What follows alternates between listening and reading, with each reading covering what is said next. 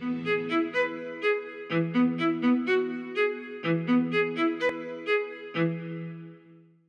I'm Greg LeBlanc, and I'm here at the Haas School of Business with Steve Hirsch, who is the Chief Data Officer at Intercontinental Exchange, the parent corporation of New York Stock Exchange. Welcome, Steve. Thank you. Thanks for having me. So, Steve, part of what we're doing here at the Haas School is making the point that every company is now a data company, and the New York Stock Exchange is no exception. So, at Intercontinental Exchange, how has data transformed what it means to be an exchange in recent years? So data is really at our core. And recently, with the proliferation of exchanges, there's been this creation of a web between the exchanges where data is flowing in and out of every exchange because each exchange needs to know the state of every market in order to be allowed to trade in the national market system. So we have this real-time data flow between every exchange, and not only that, but every participant in every exchange is using that same data flow to determine where to route their orders, right? So it's really the lifeblood of the exchange business. Yeah, but with that national system, every exchange is more or less in the same place with respect to price and execution, right? So how does an exchange create a competitive advantage around data?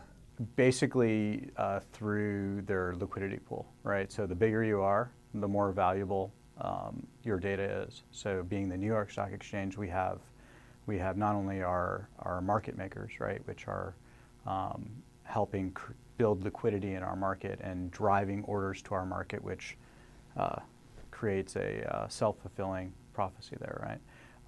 But we also have the scale and being the de facto market for our listed companies. We have the scale and the what's the best word for for the consumer of data, not just the real-time consumers, but the universities and all of the analysts to require our data sets. Now, with the rise of high-frequency trading and algorithmic trading, speed is of the essence. So what kinds of changes have you had to make to your data architecture to facilitate this rapid increase in demand for speed? It's been quite a ride.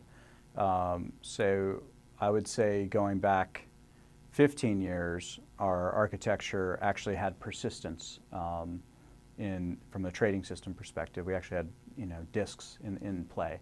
Going back, say, 10 years, it was all in memory using, traditional open systems with maybe memmap queues, but still very fast. Today, it's single processes running on single cores with no interruption, very, very refined technology. And then from a data perspective, we do everything we can to avoid touching the data more than once. So if we're going to transform it at all, we touch it only once. We land it in our data lake. The analysts can do whatever they want from there. But it's been a huge challenge, and fortunately, there's been a lot of focus in the big data space from industry lately that helps us leverage the new technologies to be able to keep pace, really. In terms of the skill set that people need to succeed in finance, how has that changed? So, are you seeing more and more folks who come in with a strong data background on all sides of? Yeah, I think that there's different pieces to the puzzle to be successful in being able to leverage data, and you need people who can manage it. You need to have people that can govern it, make it available. But then you definitely need people who understand it and understand the business and how to tie the two together. So we employ many what are called now data scientists and data analysts, and it's a key piece of the puzzle for sure. Steve, thanks for coming. You're welcome. Thanks for having me.